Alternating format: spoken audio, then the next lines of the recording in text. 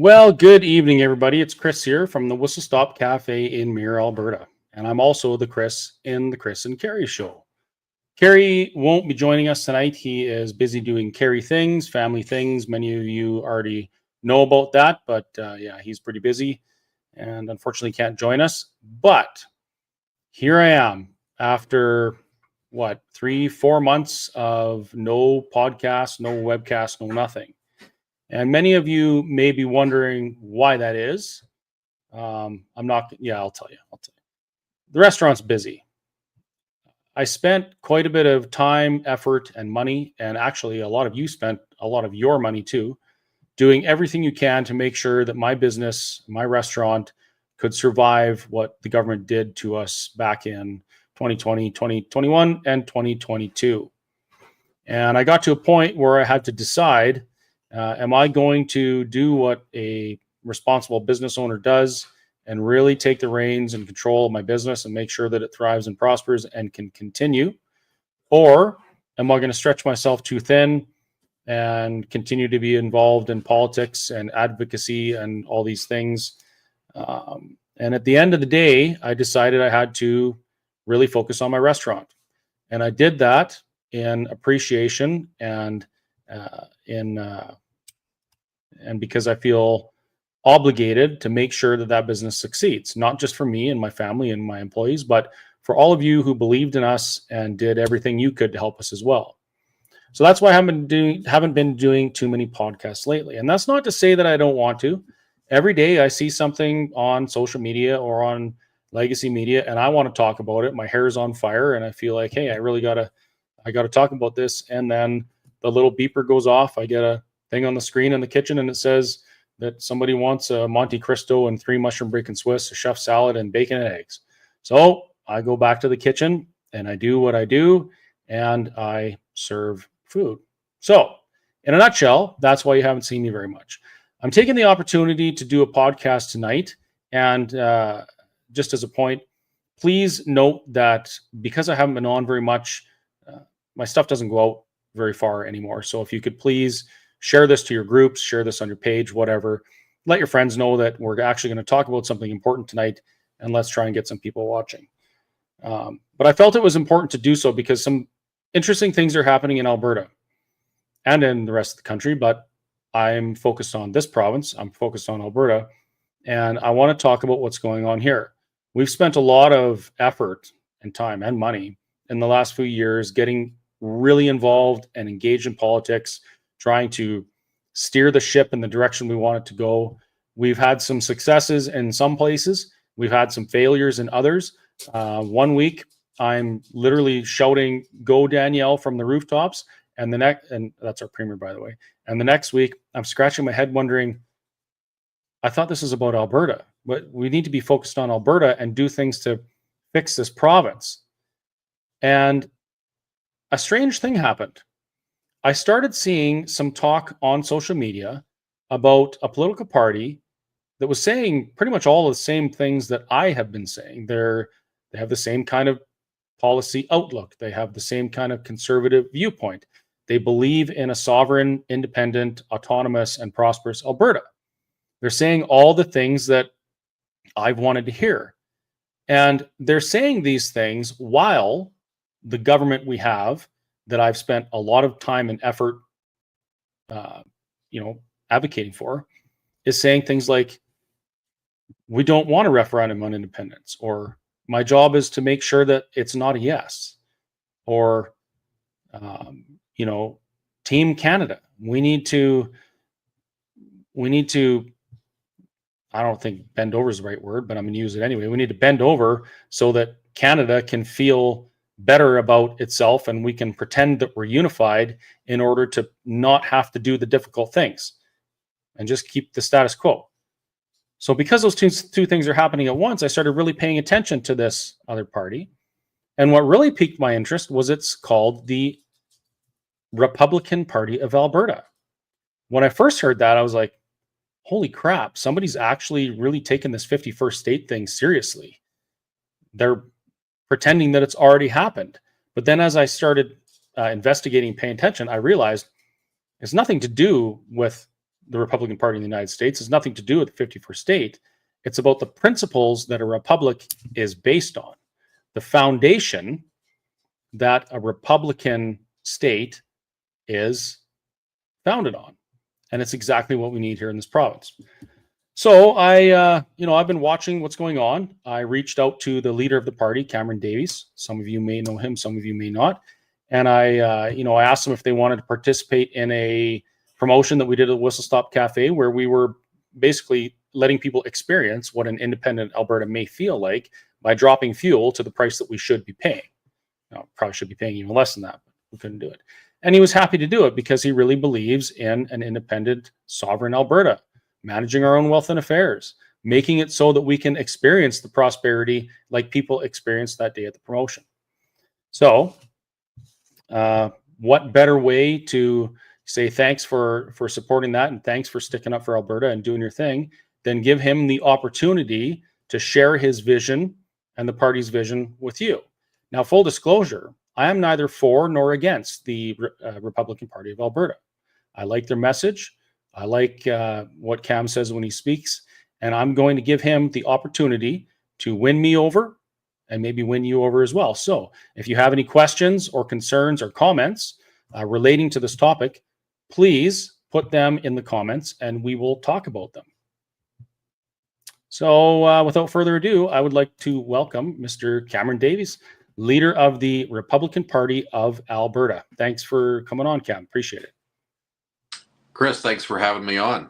It's glad to see the exposing the overtaxation and frankly theft of Albertans via federal taxes at the pump, and so I really liked what you were doing out there in Mirror and giving people a wake up. You know, it's almost like we used to have healthcare premiums. They didn't really pay for healthcare, but it was a good reminder that your healthcare isn't free.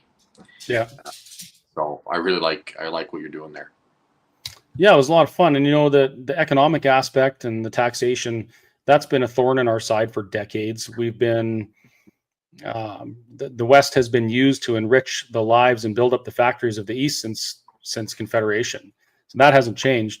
What is it that you think has changed in the last few years that have elevated the conversation of Alberta independence and Alberta sovereignty from a kind of a taboo, dirty separatist thing to mainstream and national news? What's different now? What's going on?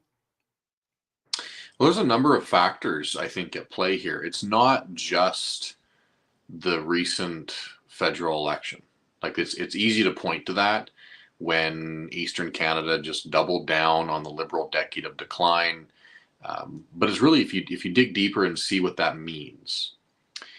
Just last quarter, the Canadian government let in equivalent to the size of the city of Winnipeg, 800,000 new Canadians in 3 months. They did not bring their homes, their bridges, their hospitals and schools with them. Canada did not build 330,000 new homes in Q1 of 2025. And so you have a report that came out, I believe, yesterday, which is that the Canadian unemployment is now at 7%. Jeez.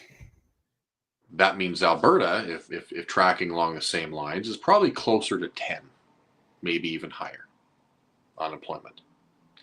And so we've got a compounding of poor economic decision-making that's being stressed to the limit with poor immigration policy as well. Now, if you couple that with a country where 1 in 4 people either work for government and doesn't produce anything or some sort of bureaucracy, that's a big chunk of the population that's being paid for by the rest. It used to be a conservative principle that we needed to reduce the size of government and reduce the bureaucracy and shrink the managers for managers. But instead, and I'm sure you're aware of this, former UCP MLA Pete Guthrie articulated it far better than I could in the legislature. But under the UCP, the bureaucracy and government workers has increased by over 18% larger than when Rachel Notley was the premier. Yeah, my friend Rachel, I remember that.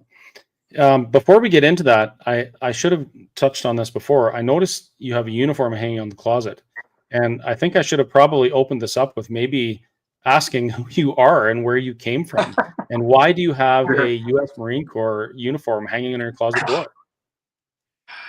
Yeah, so in late 2018, some buddies of mine had a chat, and I'd just been through the ringer of standing up to Jason Kenney. That's why you can probably read some negative news articles about me. I took some lumps for some things that I did, but I also made sure that it was clear what I was and wasn't responsible for, and the whole picture was shown. Much to the anger of the Jason Kenney club. They had an expectation that I would be a doormat, and I don't make a very good doormat. And I stood up to Jason Kenney before it was something that was popular to do. And like the first guy over the trench, you often are the ones that you take the bullet. And so Yeah.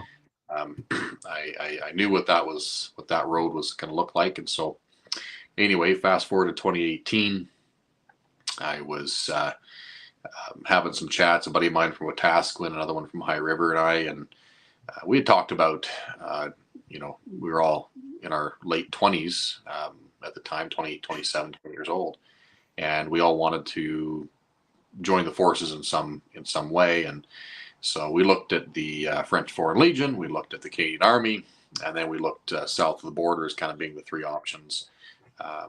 One of my friends went and joined the British Marines. And then the three of us were kind of looking at it and saying, well, French Foreign Legion, our French isn't that good. Canadian Army, well, under Justin Trudeau, the DEI woke agenda, racial and gender quotas in recruitment, the really deteriorating physical and hygiene standards, and then, of course, with Justin Trudeau, the tampons in the men's room. Really was the tipping scale. So we went south, and three Alberta boys, and we all ended up in the same unit, and we served with First Force Recon out of Camp Pendleton, California. I did that for 4 years, just over 4 years, and came back to Alberta, a place I grew up in and loved deeply, and I believe is worth fighting for here. So I moved back to Alberta full time in 2023. Well, before I go any further, I'll say thank you for your service. Not many people do that. In addition, I got to ask why. Why did you decide that you wanted to serve in the military? It was something that I wanted to do for quite some time, and I knew that if I didn't, I would regret not doing it. I felt a call to the service. I didn't know then that a year after my training pipeline, COVID would hit. I had no idea that I would be in a situation where refusing to take a vaccine would result in delayed promotions, that would result in having to stand up against the U.S. government under the Biden administration for military vax mandates, which I did. I felt like Shadrach, Meshach, and Abednego in my unit, because there were three of us that refused to take the COVID vaccine, even though we were all being threatened with dishonorable discharges if we didn't. And for your audience, a dishonorable discharge in the U.S. is the equivalent of a felony, which is makes it pretty difficult to travel or get a job anywheres afterwards. So we filed our religious exemptions. I had a good buddy of mine. He was pretty gung ho. He was a track and field champ, and 27, extremely fit, and he wanted to get on that next deployment, so he was first in line to get his first and second COVID jab. Oh, I know where this is going. We were on a 5 mile, and he had a heart attack right in front of me. So I made it my mission to stand up for young guys that hadn't gone through the ringer like I had just gone through, standing up to power at a different form. Before I left Alberta, I had gone through a ringer standing up to Jason Kenney, and um, I lost all of my clients in 1 week after I did an interview with Maclean's, which is an article you can read about, where my only article that I explained the whole story about the kamikaze thing. But I made it my mission at that point in time to stand up for these young guys that were being coerced, bullied, and threatened to take a COVID shot that was emergency use authorization only. And so we worked with a number of young Marines to file religious exemptions. A few months later, I joined a Liberty Council lawsuit with 13 other officers, and we filed a lawsuit against the Department of Defense, Secretary of the Navy, Commandant of the Marine Corps. And we ended up ultimately winning in that lawsuit, and we protected 3,500, just over 3,500 Marines and sailors from being dishonorably discharged through that process. So when I had enlisted, I really didn't know that that's where I'd be placed, and the world, I think, didn't know what was going to happen at that point in time. But looking back now, I know that if there was nothing else that I accomplished in that 4 years, it was that. So You mentioned Shadrach, Meshach, and Abednego, and there's three of you, and I love this comment. Thank God there was four in the fire, not just three. That's right. And I'll tell you, we formed a group on Signal called Biblical Citizens, and it was a military command all across the United States and territories, and it was like-minded individuals. I met some fantastic people that had the courage of their conviction. They really were uplifting all across the world. That we're in a position where if we stuck together and we organized, we could in fact stand up to this medical tyranny. And so I'm grateful for that. There were, still to this day, I mean, there's guys that are high-ranking officials now in the new administration that are very close friends of mine, because they were under the axe of being demoted, colonels, naval commanders of very large warships now, and they were taking a stand as well, and that risk of their careers. And so made a lot of good friends in that process. And the fact that throughout that whole thing, we would have weekly prayer gatherings. We would just try and uplift each other, and there became a community, as I'm sure there was in various parts all around the world. I know friends in Australia that were fighting their way. Here in Alberta, I'd get calls from friends and family about fences going up around churches, and the on again, off again mandates, and businesses shutting down, and being stationed in California, we were non-deployable after that certain point, and so I was stateside for the last 2 years of my enlistment, and it was very apparent how a different form of government really mattered. It really mattered when you have elected sheriffs and elected judges that are in a very socialist state of California, but they're elected by very conservative people, and they stand up for those people. When the governor of a state says you're going to start shutting down businesses and you're going to start handing out fines to small businesses, and your sheriff of your county says that's not what I was elected to do, I'm going to do what I was elected to do, which is fight crime and keep criminals off the street, not give fines and arrest people for trying to make a living. It really hits home how a form of government can impact your life.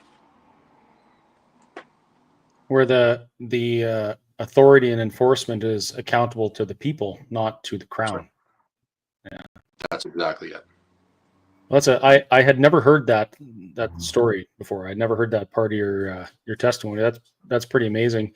You know, I know what it's like to stare down the Alberta government, and you know, a premier who ran for me 3 times. I tried to meet the guy; he kept running away from me. It was embarrassing. I can't imagine what it must have felt like to stare down the American military. Like that's next level, man. We were fortunate in our command. My commanding officer, he approved our religious exemptions. Of course, anything above a lieutenant colonel is very political, and so at the division level, everything was a blanket denial. And of course, in some ways, that was helpful because it showed that there was there's a clause that religious exemptions have to be looked at a case by case basis. Well, if it's a blanket denial, then there's no such thing as case by case. You've blanket denied. So that actually ultimately helped us in our case with Liberty Council in showing that it was not a case by case basis. They had a directive from the Biden administration to blanket deny all religious exemptions. But our command was supportive of us. I had friends of mine in North Carolina, and their command was not supportive. They would make those boys check in every single hour on the hour. Work a 14-hour day, and then wake up 1 o'clock in the morning, 2 o'clock in the morning, 3 o'clock in the morning, every single night, every hour to go down to the duty desk and check in, and effectively wear you down. Torture. Yeah, you're not getting sleep. They're sleep depriving you until you caved. Jeez. Wow. So you're involved in politics in Alberta, stood up for the province, eventually standing up against the guy that you helped get elected.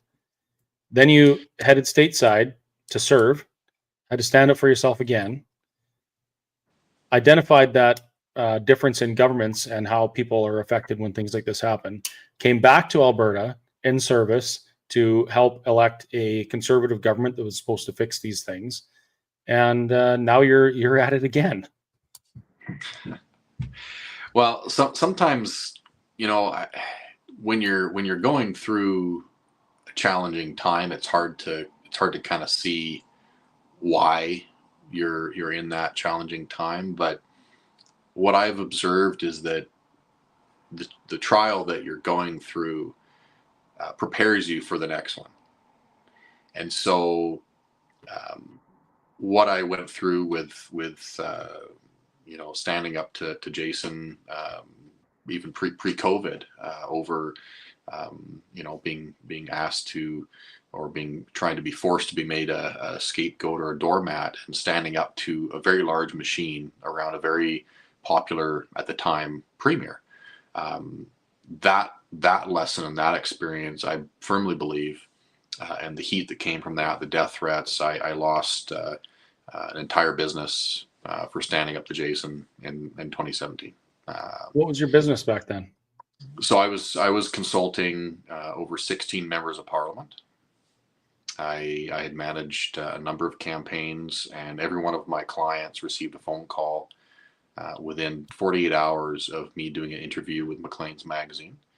And every one of my conservative members of parliament that I was consulting received a call and said, if you don't fire him immediately for speaking out against Jason Kenney, your nomination and your candidacy in the next election will get pulled. Jeez.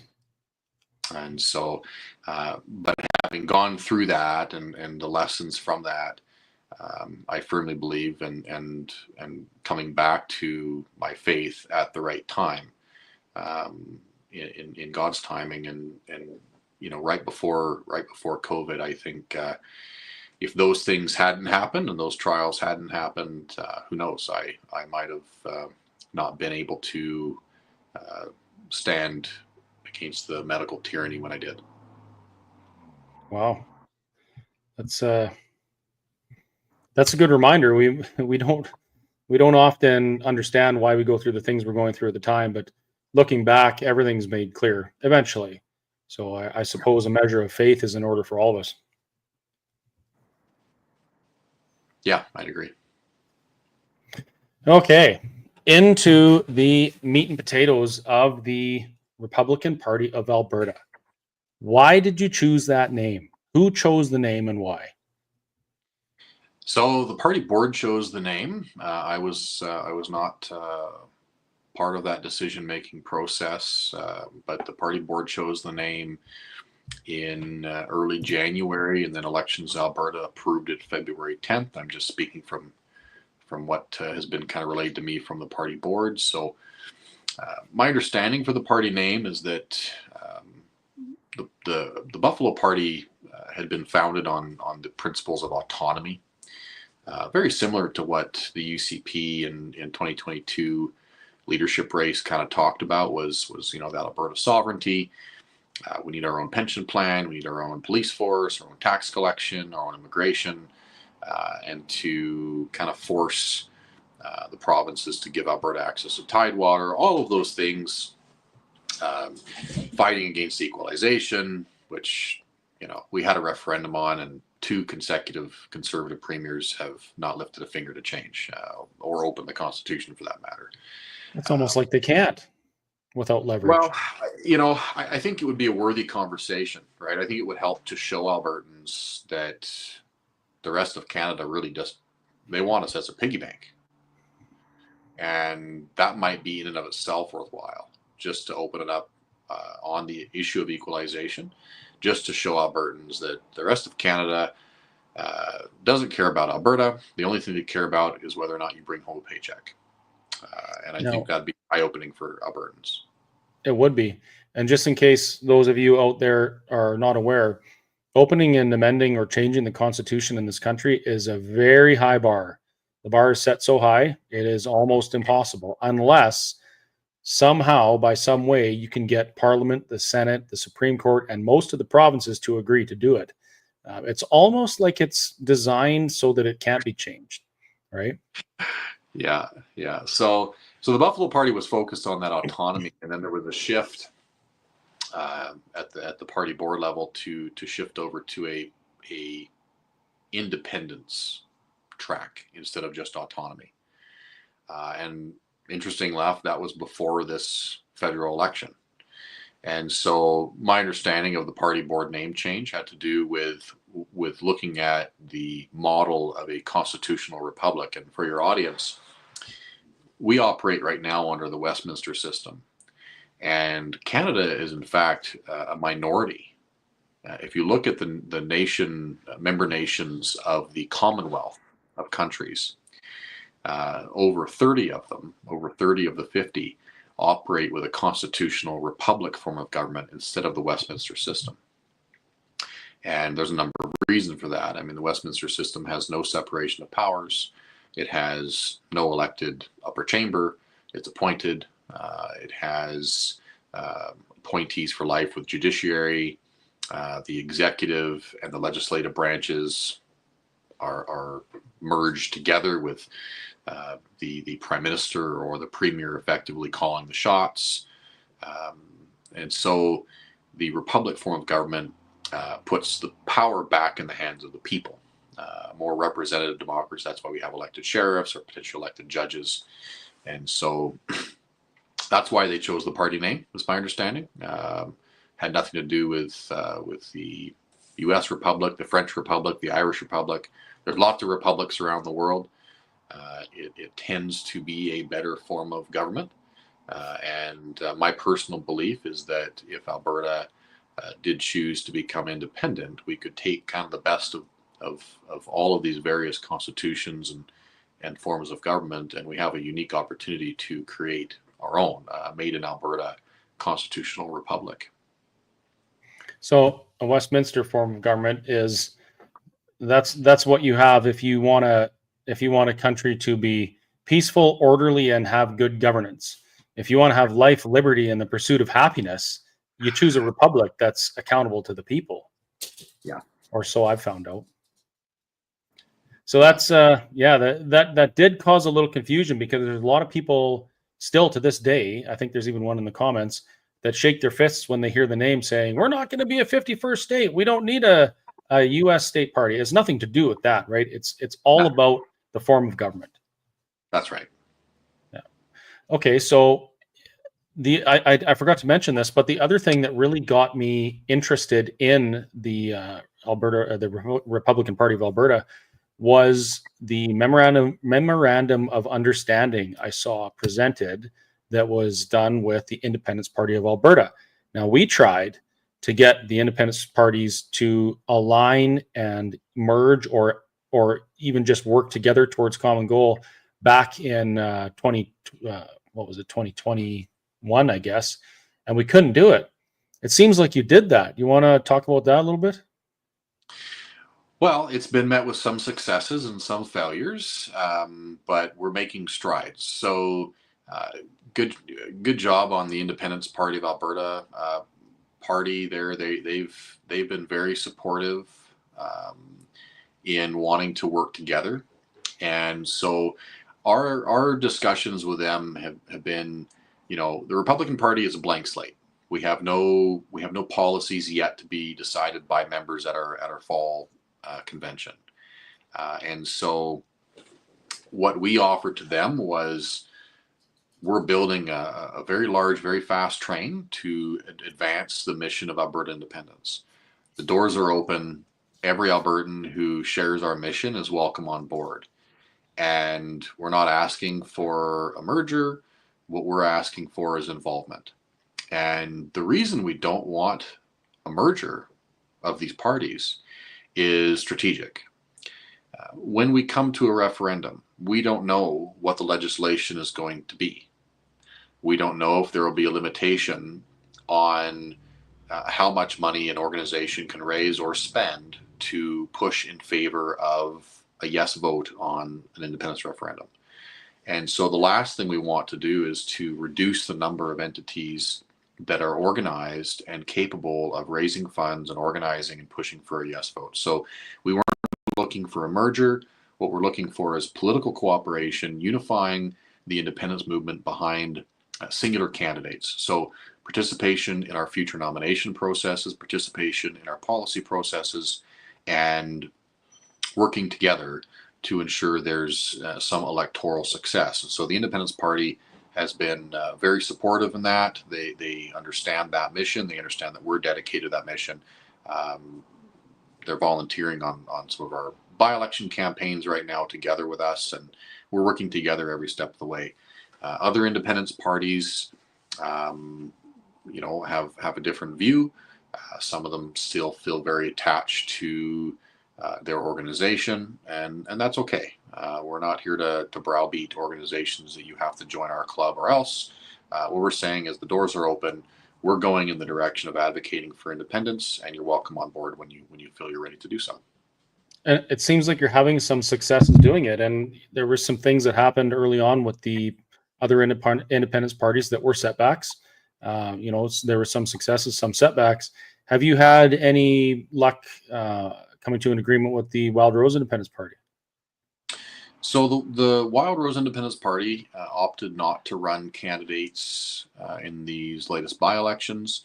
I know their interim leader very well from the Wild Rose days. One of the things that we didn't cover is I was a member of the Wild Rose Party from 2007, pre-merger with Alliance, and I was there from Paul Hinman's election as leader, his by-election 2009, the Danielle Smith leadership race in 2011, 2012 election. I was a CA president for the Wild Rose for 3 years. I stuck around the floor crossings. I managed Brian Jean's leadership campaign in 2015, the Wild Rose provincial election campaign in 2015. Brought the party back from 4 seats to 21 after the devastating floor crossings that happened. And by the way, speaking of the 2015 election, there's a common misconception about why the NDP won. The NDP did not win in 2015 because of this notion of vote splitting. It's a complete fallacy. And if I had more time, Chris, I'd walk you through the numbers and why that is. But put simply, we didn't wake up the day after the election in 2015 with a 35% increase of Albertans suddenly flicking a switch and becoming socialists. That is not what happened. After 44 years of a PC government, And after an absolute betrayal of democracy with the floor crossing, Albertans were disgusted by the floor crossing. They had very little hope that Wild Rose could even be resuscitated.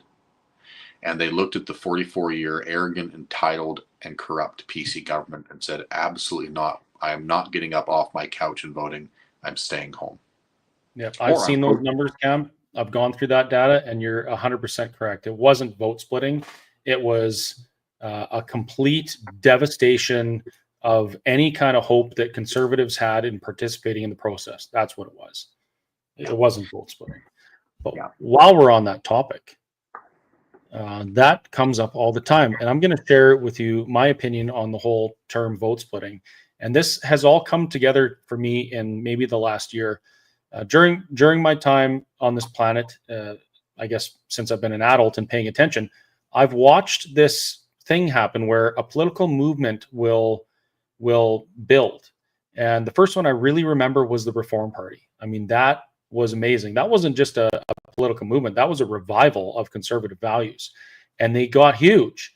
And then there was this kind of fear that, well, we can't have two conservative groups. And unless we merge, we need to be fearful that these other guys are going to win. So we merged the Reform Party with the CPC, or with the PCs, and we ended up with the CPC. And that hasn't really turned out very well, in my opinion, from what I've seen from the CPC. They're the closest thing to a conservative party we have federally that had any chance of doing anything, but they're sure not conservative, don't have conservative values, in my opinion. We watched this happen in Alberta. We were so scared, and actually, no, not we. They were so scared of losing an election to the NDP if there was two conservative parties. We had MLAs and a party leader cross the floor in an attempt to strengthen the conservative movement, and we all know how that turned out.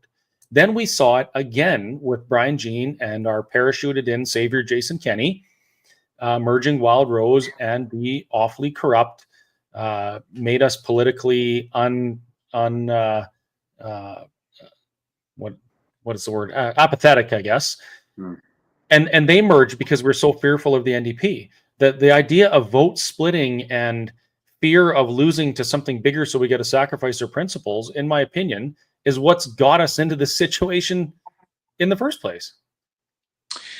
Yeah, I mean, when you look at the Reform, one of the two of the mistakes, I guess, in my view of the Reform Party as a student of political history, is the Reform Party ought to have never gone beyond the West. So running candidates outside of Western Canada and trying to become a national party, I think that was a critical mistake. And then to your point about merging, as conservatives, I can only pin this on lazy political thinking, and I fell for it too. So I'm guilty of this as well. One of my first mistakes in politics was advocating for the merger of the PC and Wild Rose after 2015 election. 2016, I toured the province with Dave Rutherford, Heather Forsyth, and Jim McCormick, and we beat the drum very loudly that we had to merge the two parties. This was before Jason even came onto the scene. My second mistake, like many Albertans, was believing Jason could somehow get the job done. And so, I'm here now trying to undo those mistakes. But the two parties should have never merged. We ought to have had a federal Western bloc that was able to advocate for Western values and our way of life here in the West and our political balance that we had. Provincially, the same thing could be said with Wild Rose and PCs. Instead of this nasty conservative civil war, which I'm hoping doesn't happen again, and we're going to work very hard to make sure that doesn't happen. But instead of that nasty civil war, there needs to be pragmatic leadership that says we need a conservative coalition. A voter that votes conservative in Peace River has very different beliefs and values than a voter that votes conservative in Kensington and Calgary.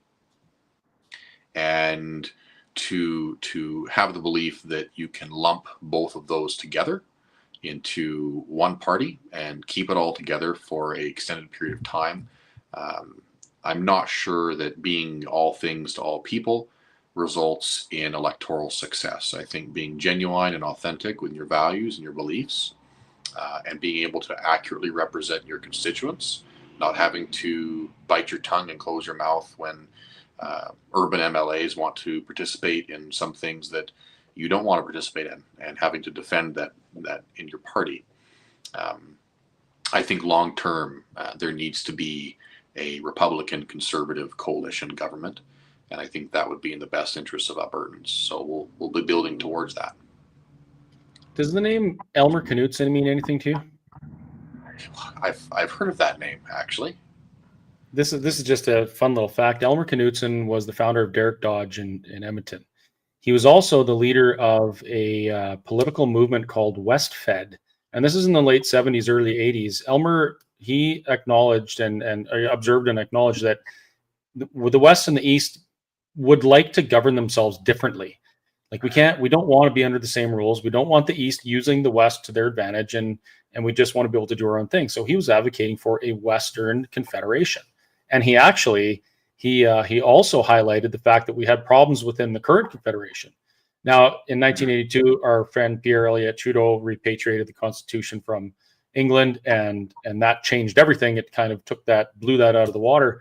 But you're not the only one to identify that we shouldn't all be under the same governance in this country. It's too big. It's too diverse.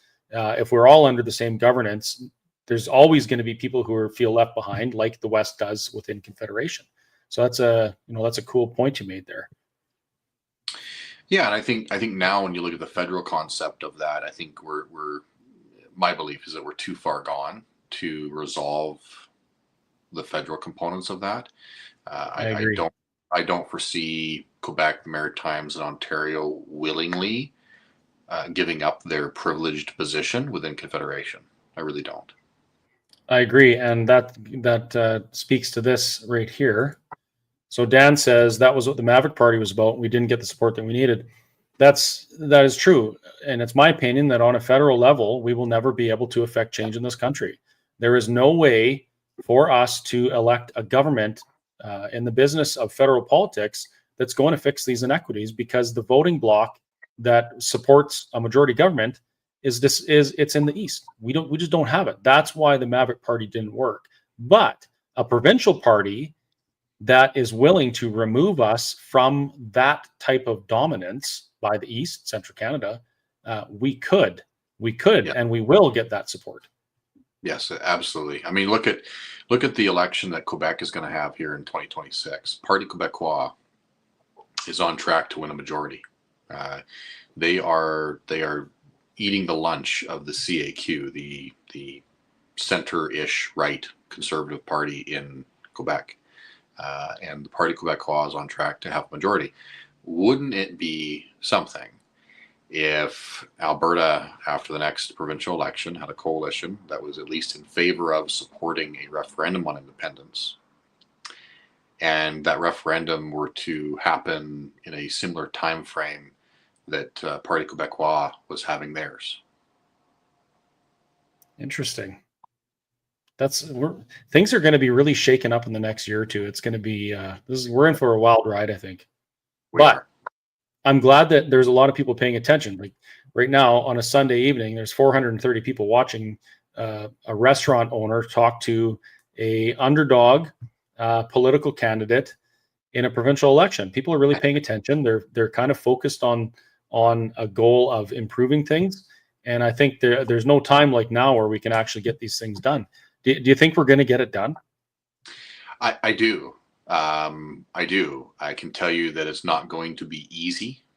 Anyone that is running around telling you we're going to snap our fingers and abracadabra, it's going to be a great utopia in Alberta, they're wrong. Revolutions, and this is a revolution. It is a peaceful political revolution, but it will not be easy. And the one thing that I would say, obviously we're in by-elections right now. I am the candidate in Old Didsbury Three Hills, and every single day I'm out there talking to voters, whether that's in the morning coffee shops, evening events, and canvassing every hour in between. And the one thing that I will say that is inspiring is the number of young people in this province that they've finished high school, they've gotten a trade, they've gone to university, they're working a job, they're trying to raise a family, and they're looking at this system that makes their lives more and more difficult, that encroaches on their freedoms and their rights and tells them how to raise their family and how to raise their kids and what property they can and can't own. And they're looking at that and they're saying, I don't identify as a Canadian anymore, and we need a change. And there is a groundswell of support from young people, from working professionals, from tradespeople that I don't believe has existed on this topic in quite some time. Maybe since the 1980s when Gordon Kessler was elected. And so that is encouraging, but I would just caution your audience, this is not going to be an easy road. It is going to be tough. It's risky. And there's a lot of blood, sweat, and tears that goes into something like this. Absolutely. Nothing worth doing is easy, right? And I would also say that if we don't do anything, if we continue with the status quo, it's also not going to be easy. I mean, we have globalist, unelected, unaccountable organizations breathing policy down our neck, infiltrating every level of government. We have things changing in a way we never thought was possible in this country. We've watched infringements on rights that until it happened, we believed it couldn't happen. We believed we had this level of freedom, including property rights, that we actually don't. So I think it is inevitable that everything we believe about a free and democratic country will crumble if we follow the same trajectory as we are right now and don't do anything. That's going to happen, and it's going to be really, really hard. I would much prefer to take the path of doing some hard work and stopping that in its tracks and saying, no, we're not going to be led to that type of downfall. We're going to stand up and we're going to govern ourselves, and we're going to make sure that our children can be free and prosperous in the future. And yeah, of course it's going to be hard. There's a lot of work to do, but thank goodness there's some people that are starting to do the work, right? One of the things that I want to see in this province, I want to see a Ministry of Alberta Sovereignty or something like that, that's Absolutely. working full time on these things. And I think that's something that was talked about at one of the events that I heard you speak at. Absolutely. There needs to be planning on this. I've heard the notion that, political parties should stay out of this. It should be just, the people rising up, and that may sound good, but no successful peaceful revolution of this magnitude has taken place without there being a body politic that represents the people, that fights in that lane, in conjunction with education, in conjunction with grassroots mobilization. It takes all of those horses attached to that cart of the mission to actually accomplish it.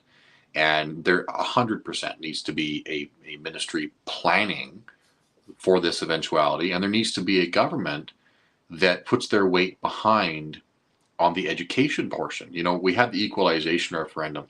The UCP government spent tens of millions just educating Albertans on what equalization was.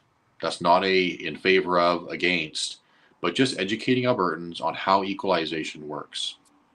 Most people you talk to now have at least a rudimentary understanding of what equalization is and why it's bad for Alberta because of that exercise. Mm-hmm. Yeah, that educational aspect is extremely important. If you don't know what you're voting for, if you don't know what the question means, how do you answer it with any kind of that's right. authority? Even looking back to the Alberta pension plan, there was a massive communications, marketing failure to launch by the Alberta government. They sent out one little mailer, and then they were silent on the issue. They got cold feet. They decided, that it was such a great idea that they would let the NDP carry the ball and fearmonger seniors into believing that they would lose their whole pensions with an Alberta pension plan, when the exact opposite is the truth. That Alberta, with the youngest population in Canada, we work the longest hours, we earn the highest per capita, their pensions are more safe under an Alberta pension plan than any other province in Canada. And but somehow our government couldn't be bothered to articulate that to seniors. That's the sad To part. me, even just setting the math aside, it is a no-brainer for me to think, if I'm going to invest or be compelled to invest my paycheck in anything, I want to be able to at least vote for a candidate and form a government that will manage that the way I want. The reality is, in Alberta, if you don't like the way CPP is, and who should like it, it's one of the worst investments you can make in your lifetime. If you don't like it, you cannot influence the outcome at all, but you still are forced to pay it. At least if Alberta is managing their own fund, we have some influence, we have some voice and a say in how it's done. If we don't like how the government's doing, well, we change things. We can't change things federally. That's right. And that's with anything. Like all the stuff going on right now, there's a lot of, we have political prisoners in this province. We don't like it, and we can't change it because we can't change criminal code stuff. We have no way to influence that. And that to me is the most important. That's more important than the taxes. It's more important than the annoying stuff like, the climate crap that the NDP pulled on us and early phase out of coal plants. It's more important to me to be able to vote and influence those things, because then at least it's my responsibility and my ability to influence. And we don't have that right now. Well, and that ties to kind of the symptoms and the disease, right? So we hear a lot about these demands being made of Mark Carney. It's really all about all these demands have to do with tanker bans and pipelines and all this stuff, and those are just symptoms. Those are symptoms of the disease. It's like asking for a bottle of cough syrup when we're dying of pneumonia here. We have a system in place that keeps us focused on fighting those symptoms of the problem, when the problem is really the form of government that we have that allows those things to occur, allows a Senate that is 75% based in Ontario, Quebec, and the Maritimes. It allows for a vote in Nova Scotia to be worth 2.5 votes in Alberta. It allows for a system to have a Supreme Court where, by the way, all of our great lawsuits and strongly worded letters that go back east, they get in front of a Supreme Court that's 89% Liberal appointees. It's throwing good money after bad. So why do we insist on having this Alberta sovereignty within United Canada crap? It's never going to go anywhere. And even when we do win at the Supreme Court, the federal government just ignores it. They don't change anything. Right. Yeah, and they can. So it leads us down to that understanding that if we don't start standing up for ourselves in a meaningful way, instead of giving Mark Carney a chance, I don't care what your belief is on Mark Carney. I mean, he's the puppet master behind Trudeau. Trudeau's the guy that read the book on how to be a communist. Mark Carney is the guy who wrote the book. And so having high hopes for Mark Carney is, I think, extremely misplaced faith and hope. And begging for scraps from Mark Carney, I think Alberta can do a lot better than that. I'll go even further than that. Putting high hopes in any federal politician, even a very strong conservative man from Calgary who wrote the firewall letter, even that's not going to change our position in Confederation. And of course, Cam, but folks who are watching, I'm talking about Stephen Harper. He literally was one of the guys that wrote the book on how to fix the problems that Alberta and the West have in Confederation, insulate ourselves against harmful federal policy. And we elected him with a majority government, and he didn't do one thing, not because he didn't know it was the right thing, or not because he didn't believe it was right or that it needed to be done. But in the business of federal politics in this country, you cannot do that. It's not allowed. You can't be government. Yeah. And we have the same challenge here provincially, Chris, that we have a provincial government that is trying to effectively have its cake and eat it too. They're playing towards trying to win the next election. And to do so, they believe that it's not prudent to support actual Alberta sovereignty. And that's why it's easy to distract Albertans with, well, we're going to advocate for a new pipeline, or maybe lifting a tanker ban. Those are easy things to advocate for and claim that you're fighting for Alberta when you're actually just trying to win the next provincial election. And so the Republican Party of Alberta is taking that wiggle room away. There won't be an option to sit on the fence. Conservatives have to unify behind the mission. We can do so in multitude of different parties, multitude of different organizations. But if we don't unify behind the mission of Alberta independence, it is unlikely to succeed. And you're talking specifically getting behind the referendum, whether it's signing an intention to vote yes and being ready when the question is approved and the petition's approved, or being a member of the Republican Party of Alberta, or even, and I know this is not your first, the thing you'd like to see the most, but even being a thorn in the side of the current governing party, participating in AGMs and bringing this messaging everywhere. There's lots of UCP members and voters who believe in exactly what you are saying, Cam. They believe in it 100% and they want to see it. So while we're on that topic, what would you say to them? What would you say to the UCP voters who are supporting the party, doing their part, civically engaged, participating in AGMs, writing policies, that want to see these things happen, but are trying to do it through the UCP? Well, I was a founding member of the UCP, and I participated in a number of AGMs, a number of policy processes. I would just ask this, Chris. We have had a policy on the books now for nearly 5 years as the UCP to go back to a flat tax. Yeah, that's right. Okay. We have a number of great policies passed by members that the UCP government takes as suggestions and recommendations only. So working within is sometimes helpful, sometimes not helpful. And in this case, I would suggest to those UCP members that if there's no desire from the top to call and schedule for a binding independence referendum, just like we did with equalization, it's a stroke of the pen, it's an order in council. The Premier at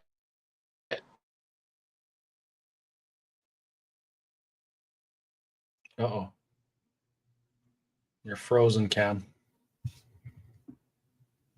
Oh boy. The Illuminati are at it again.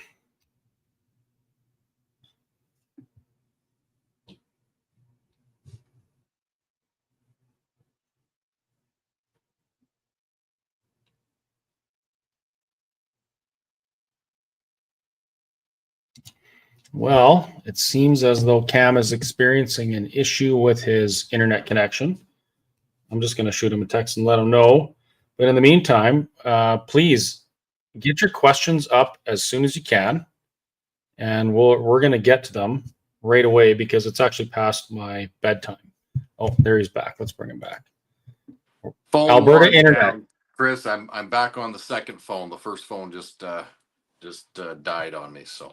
Oh, that'll do it. I can't even blame it on the government. It was the phone. No, not this one. What I was saying, Chris, is that with the stroke of the pen, the Premier at any point in time can call for a binding referendum and schedule it out. It can be done at any point in time. And if it were up to me, I think my preference would be to schedule one out maybe for next May, with the intention between now and next May, we do the things that we've been talking about doing. We rip the Band-Aid off. We have an Alberta police force. The 5 things. We start collecting our own taxes. We control our own immigration. We have our own pension plan. And at every step of the way, when we do those things and Ottawa pushes back and says, no, we don't want to have Alberta as an equal partner in Confederation. You guys are the piggy bank. Sit down, shut up. At every step of the way, you watch the percentage of Albertans that say, you know what, maybe we should get out of this abusive, toxic relationship with Ottawa. Leading up to that May referendum, I think if we did that, it would pass with flying colors. I think it would too. And I was very disappointed. I asked Premier Smith why she was doing this malarkey about a referendum on the Alberta pension plan. We said, this is a legislation thing. You could legislate that into existence tomorrow. You could do it. You have a majority government. You could legislate Alberta immigration. You could legislate the Alberta Revenue Agency. You could legislate Alberta employment insurance, all of those things, you could do it. And she knows that they are best for Alberta. Anybody with a calculator, a pen, and a paper, you can see that those things should be managed by Alberta to the benefit of Albertans. And she doesn't do it. And it's so frustrating because if it had been done immediately after the election, we would be seeing the fruit. That's right. It would be bearing fruit slightly before the next election, and people would be like, "Huh, they were right. Now we can really get after this." But it never happened, and it's a problem. You have to have the courage of your convictions.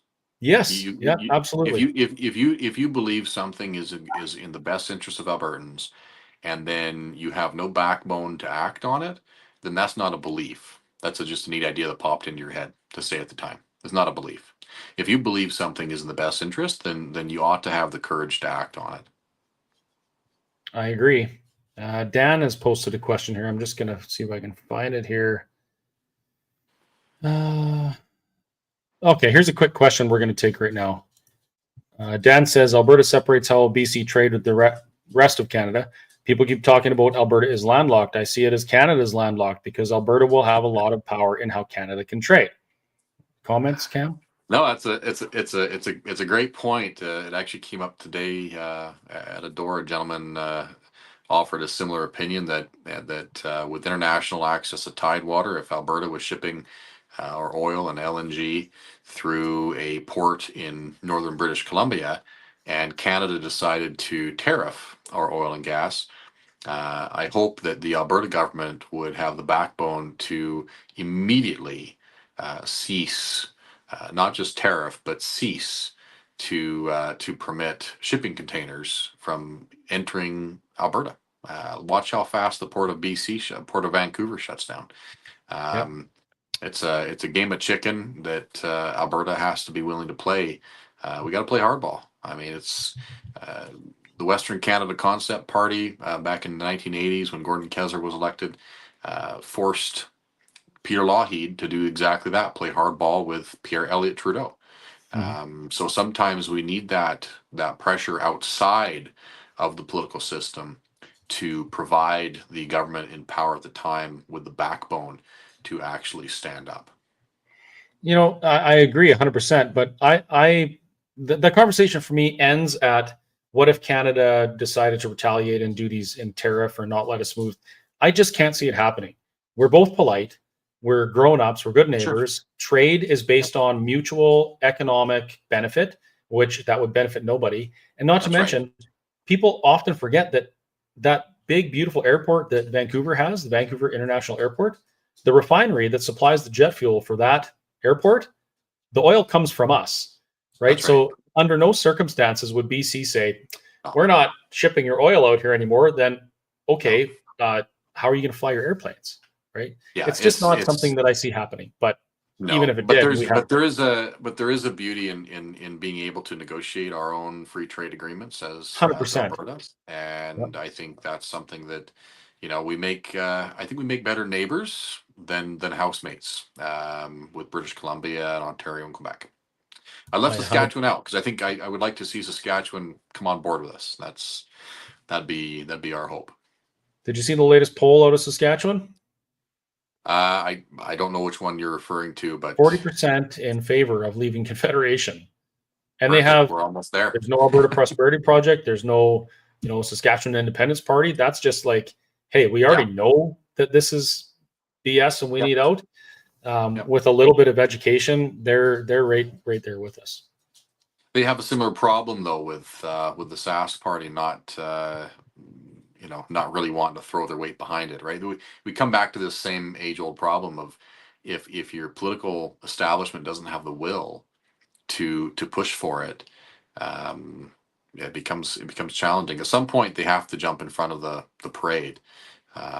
At some point, they have to, and so here in Alberta, we're forcing that issue that if you don't jump in front of the parade soon, then your political fortunes may not be what you want them to be.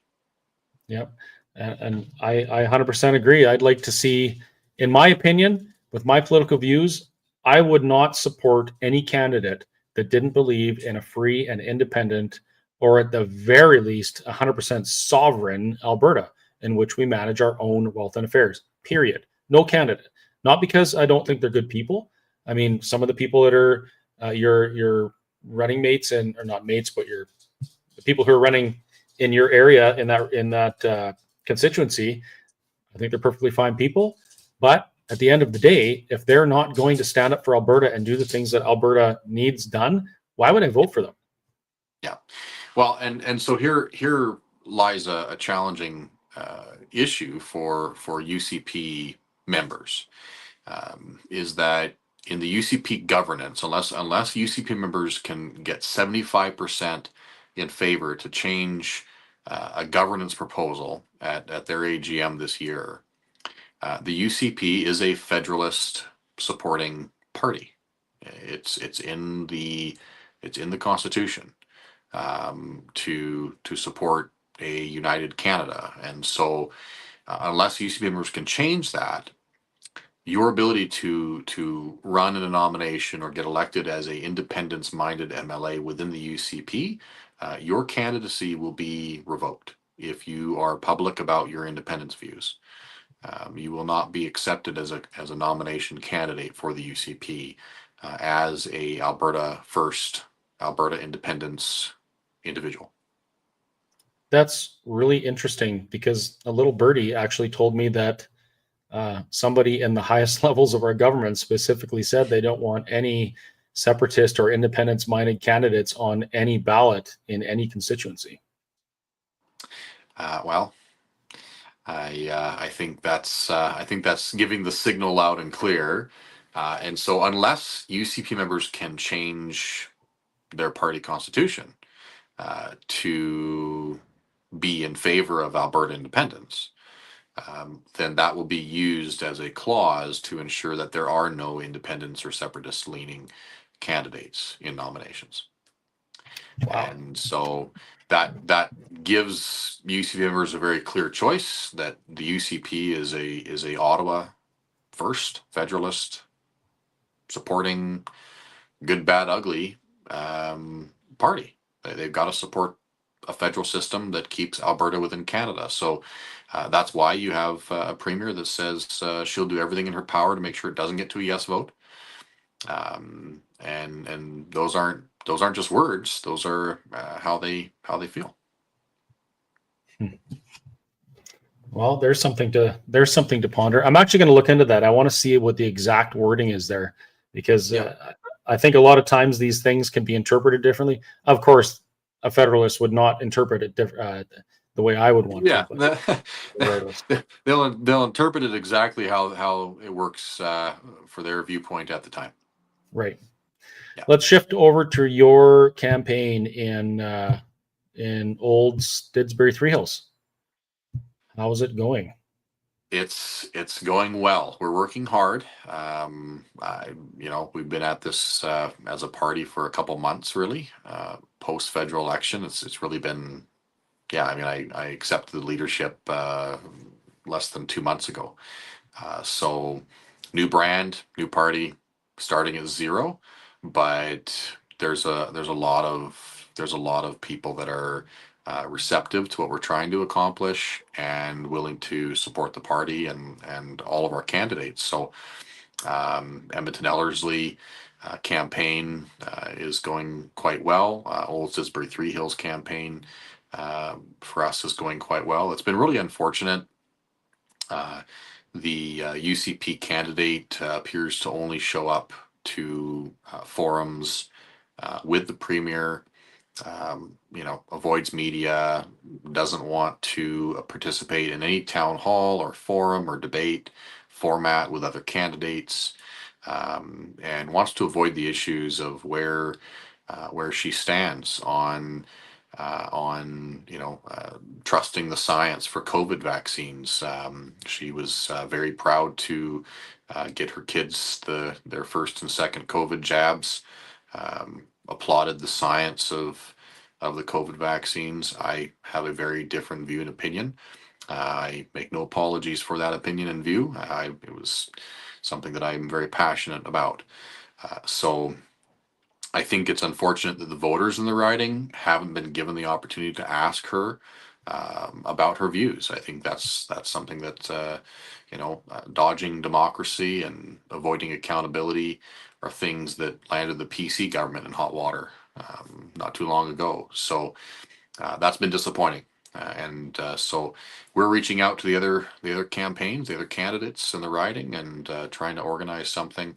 And if the UCP doesn't want to show up, well, that's their prerogative. But You're talking for like an all candidates debate. yeah, I think there should be a discussion at least on the issues. Do you support Alberta independence? Pretty simple question. Where do you stand on flags other than the Alberta flag being flown at the legislature or any government building? Do you support virtue signaling? Do you support COVID vaccines for children? I mean, these are all legitimate questions that I think the people in the riding want to know the answers to. Well, the message I think is becoming very loud and very clear. Did you watch the video of the leadership dinner in Bonnyville Cold Lake? No, I did not. So Mitch Sylvester, who is the CEO of the Alberta Prosperity Project now, Yeah. he asked the question of the premier.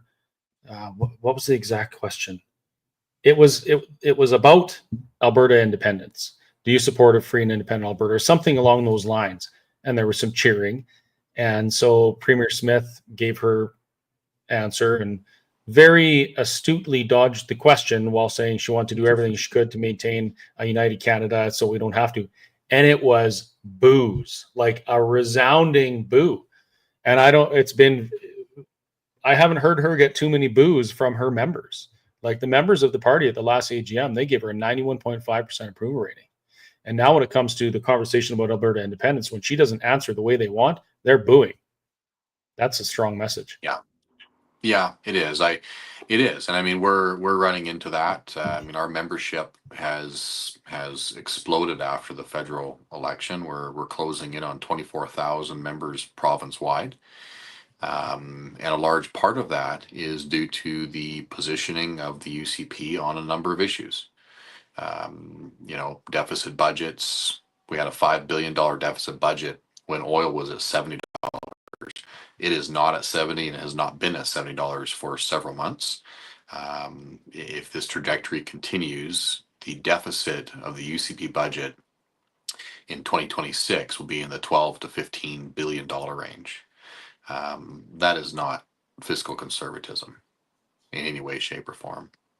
And so that's just one example, bloated bureaucracy, the corruption scandals that have been emerging, the stance on the lack of inaction on the Davies report, the Manning report on COVID. All of these things start to add up, and I think Albertans are starting to say, well, do I want conservative or do I want conservative light? And what we're finding is many Albertans want the real deal. They don't want this finger in the wind, wishy-washy, pandering to Calgary and Edmonton voters brand of conservatism. They want the real deal. One thing that hits close to home, and I've been asked to speak at all sorts of things. I know most of the UCP provincial board, many MLAs, almost all of whom have, when they met me, they've thanked me for my stand that I took against the previous administration. Even some that were in that administration said that they supported my stance and were rooting for me, but couldn't say anything. The current government is still fighting my class action lawsuit against the government for the illegal mandates and restrictions they imposed on businesses in Alberta to get them remedy. They're still fighting it. And so here you have a classic example, and it's so similar to, I'm going to make sure a referendum doesn't get to a yes, but I'm going to make it easier for you to go in this direction of a petition gathering. Here you have the exact same example of a government that says the people who suffered through COVID, or the unvaccinated, are the most discriminated against group in the country. They'll say that, and then they'll fight the people who were discriminated against. It's words and actions here that aren't lining up. It's saying that you were the most discriminated group, but then we're not gonna, we're gonna fight you over, your discrimination and your ability to raise a living and have a family. Like that's ludicrous to me. Yeah, it's moot. There's no restrictions anymore. It's moot. Don't worry. We broke the law. We acted outside Yeah. of our purview. We broke the law, but it's okay because we're not doing it anymore. We're not going to do it again. Promise. Pinky swear. It's very frustrating, and it makes it even more Yeah, and then frustrating because nothing done on the Manning report and Dr. Gary Davidson report. Like there's been nothing, hardly any action. No, nothing. we had a report, released it on a Friday when nobody's going to pay attention. I don't think there's any victory lap in doing a study if you're not going to do anything about it. Yeah, I got a heads up on that, and it was an MLA who was really concerned that this was coming out on a Friday. He's like, they're trying to bury this, so we need to get as many 100%. people covering this as possible. And we did, but nothing. We have other jurisdictions all across the world that are acting on that type of information as like seeing what's happened and trying to fix it. The United States recently just made some very big changes regarding that. Massive. They have smart people too, right? And yet our government hasn't moved an inch on it, not even a whisper. Yeah, banning mRNA vaccines for under 18 youth, And pregnant women. Pregnant women, and then here in Canada we have doctors literally pushing the opposite. You have restitution for people who are discriminated against for their vaccine status. That's happening all over the world. I think Australia, even in the left-leaning UK, there's been some cases now that have come through, and of course the United States as well. Restitution for service members that were kicked out with full back pay and restitution of Yeah, and they rights. issued an apology. They did, yeah, apology, but followed with action, right? Like if you got kicked out for your medical choice, okay, there's recognition that it cost you a living, it cost you promotions at your jobs, and so. But here in Alberta, we have a provincial government that is fighting. It's not the federal government; it is the provincial government that is fighting those who are seeking restitution. It's disappointing. I have a lot of friends who are MLAs right now. I know they're really good people. I know that deep down they want these things to change, and it boggles my mind that knowing there's that many good people that believe mostly the same things that I do, that want these things to change, and it's not changing, and there's no remedy. That it's depressing. It really is. Well, what are your thoughts on the two MLAs who have spoken up and on two separate topics, one on budget and one on corruption? They did speak out. They did speak up, and then they're no longer UCP MLAs. They got kicked out, right? Yeah, and I don't know either of them personally. I only know what I see in the media. Now with Pete, that budget, it was horrendous. But again, you mentioned that it's a symptom of a disease. I think that budget is a symptom of a disease. If our provincial government had done the things we mentioned earlier, taking control of those 5 things in which we can, under the current constitution, take control of, that budget would not look like that. It wouldn't. Yeah. If Alberta took control of immigration and we brought in people to Alberta, and I'm talking about immigrants, not refugees that need our help. I'm talking about immigrants that move here to be prosperous and make their way. If we could take control of that, we wouldn't have to spend the billions upon billions upon billions of dollars we're spending on schools, hospitals, infrastructure to prepare for doubling our population. We just wouldn't have to do that. So that would be out of the budget. So I think it's less of a failure of a budget and more of a failure to talk about the reasons why the budget is so bloated. And I'm not saying it's perfect. I'm sure there's a lot of fat that can be cut. There's a lot of fat in there. Pete's right. He's 100% right. And Pete was one of the 2 guys that stood up against Jason during COVID, if you recall. He was very vocal. Him and Todd Lowen. They were the 2 most vocal against Jason about the mandates, and so I know him to be a man of integrity and conviction. And so to see him get removed from the UCP over raising the alarm bells on some things that he had seen as a minister. That really struck me, and I actually highlighted that and touched on that in my resignation letter as a UCP member, because that one really hit home. That this is not resembling the party I helped build. It does not resemble the values that the party claims to uphold anymore. But on immigration, I think that's a really important point too. I was at a town hall last summer here in Red Deer, And I was sitting next to a couple people who worked in the Premier's office at the time. And the Premier stated that she wanted Red Deer to be the next city of 1 million people by 2050. And I raised my eyebrows and pulled out my calculator, did some quick math, and that would have equated to about 50,000 people per year moving to Red Deer. Yeah, I don't think there's any city in Canada that can sustain nearly a 50% growth rate every single year for 25 years. And then later on, there was the Sean Newman podcast where the Premier said she wants to double Alberta's population to 10 million by 2050. And I'm thinking, well, where are you going to get 5 million people from? It's certainly not the Alberta birth rate. That's we're all back to having 8 or 9 kids, which I'm not against, but I don't see that happening. And so where are these people coming from? Where are you going to find 5 million new Albertans in a 25-year time frame? It's unsustainable growth. And so that's the view of the leadership of this province. We can't entirely all blame that on even the Mark Carney Liberals. It seems to me that they're in sync on the issue. Oh, Cam, your audio is breaking up a little bit there. Let me see. Oh, is that any better? That's a little better. Try it again. You're pretty scratchy. Let me just leave and come back in. Oh, I wonder if it's something to do with our network connection. Yep. We're losing it.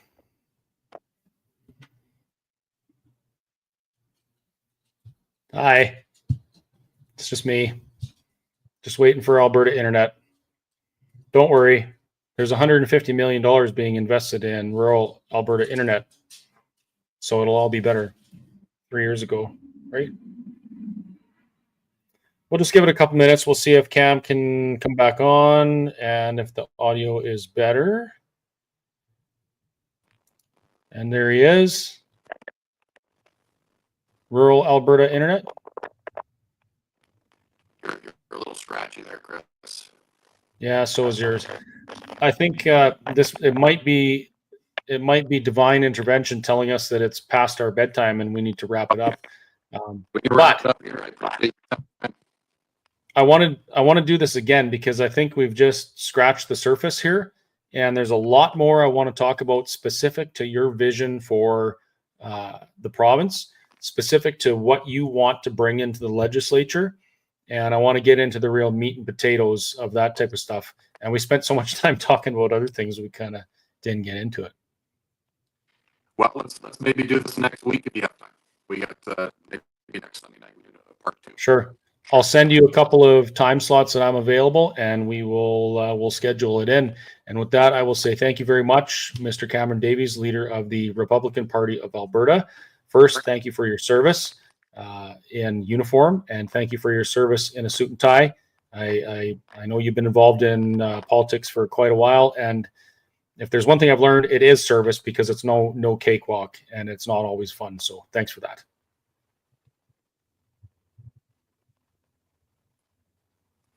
Thanks, Chris. Appreciate your time. Have a good night. All right. See you next week. Well, there you go. I don't know about you, but I found that pretty informative. Now, full disclosure, and most of you already know this, I'm a UCP member. I've been very supportive of our Premier, Danielle Smith. Many friends in the legislature right now. I've been very vocal and supportive when I hear things going well. They're doing things that we want done. But I'm not scared to be critical when things aren't going the way they should be. And I guess that's why maybe I'm still flipping hamburgers and I don't have a cushy government job. I will not keep my mouth shut to make anybody happy, even if they're my friends. So there's that. Anyway, if you want us to do this again, we will do a follow-up next week. I'm also going to try and get in touch with the UCP candidate in Olds, Three Hills, Didsbury, and see if she will come on and answer some of these questions and have a chat like Cam did. And I'll look around and I'll see if maybe there's an NDP candidate hiding somewhere that would like to talk to me. Oftentimes they don't, but I'm willing to talk to them if they're willing to talk to me. Happy to bring the information to you. I'm sorry that I can't do this as much as maybe you would like or I would like. Life does get in the way, but I'll do what I can. And with that, I'll say goodnight. Thank you for watching. And please, if you enjoy these types of things, I don't need you to send me money. What I want you to do is come to my cafe and buy a hamburger and meet a new friend. That's all I'm asking. Good night.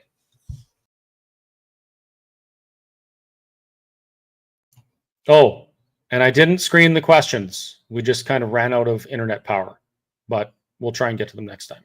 You can ask them again.